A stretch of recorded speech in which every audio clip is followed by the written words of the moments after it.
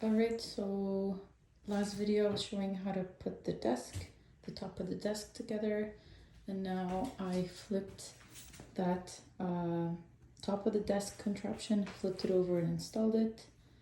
I also installed this metal kind of note holder for magnets.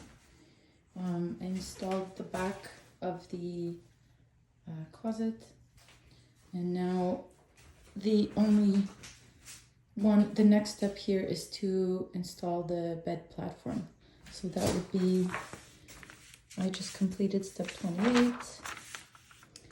Bed platform would be step 29. Put it on top. Then after that you put the rails.